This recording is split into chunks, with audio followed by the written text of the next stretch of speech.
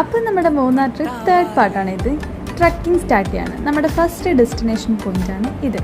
നമ്മൾ ഈ കാണുന്ന ടൈപ്പ് ജീപ്പിലാണ് പോയത്. ഉച്ചയ്ക്ക് 2 മണി തൊട്ടൊരു വൈകിട്ട് 6 മണി വരെയായിരുന്നു നമ്മുടെ ട്രക്കിംഗ് ടൈം. ഇപ്പം നമ്മളൊരു മലയുടെ മുകളിലോട്ട് പോകാൻ നിൽക്കുകയാണ്.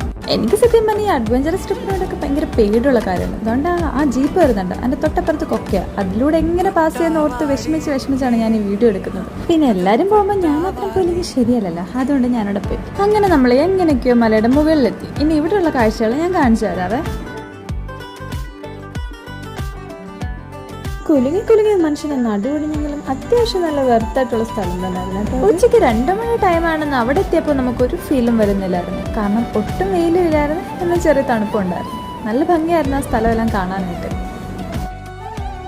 അങ്ങനെ അവിടെ നിന്ന് കുറച്ച് ഫോട്ടോസും വീഡിയോസും ഒക്കെ നമ്മൾ എടുത്തിട്ടുണ്ടായിരുന്നു.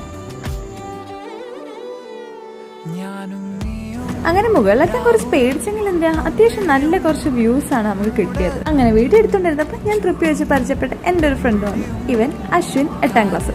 അപ്പോൾ നമ്മൾ വീഡിയോ എടുക്കാനൊക്കെ കുറേ ഹെൽപ്പൊക്കെ ചെയ്തിട്ടുണ്ട്. പിന്നെ ഈ കാണുന്ന ഐറ്റമില്ലേ, നമ്മൾ പണ്ട് സോഷ്യലൊക്കെ പഠിച്ചിട്ടുള്ള ഒരു അംബ്രല്ല സ്റ്റോൺ ഇഷ്ടപ്പെടുത്ത സാധനം നേരിട്ടാണ്. പിന്നെ കുറച്ച് എക്സൈറ്റ്മെൻറ്റാണ് വന്നത്.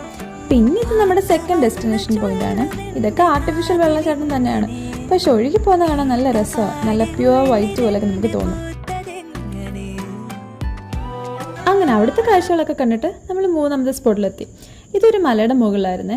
സത്യം പറഞ്ഞാൽ ഇങ്ങോട്ട് വരുന്ന വഴി വീഡിയോ എടുക്കണമെന്നൊക്കെ എനിക്ക് ആഗ്രഹം ഉണ്ടായിരുന്നു. പക്ഷെ ജീവൻ കയ്യെ പിടിച്ച് വന്നതുകൊണ്ട് ഞാൻ അതൊക്കെ അങ്ങ് മറന്നുപോയി. ഇവിടെ എത്തിക്കഴിഞ്ഞപ്പോൾ ഞാൻ ആ ഡ്രൈവർ ചേട്ടനോട് ചോദിച്ചു, എന്തിനാ ചേട്ടാ ഇത്രയും സ്പീഡിൽ വണ്ടി ഓടിക്കുന്നതെന്ന്. അത്രയ്ക്ക് പേടിച്ചിരുന്നു ഞാൻ. ബാക്കി അടുത്ത വീഡിയോയിൽ ഇടാം.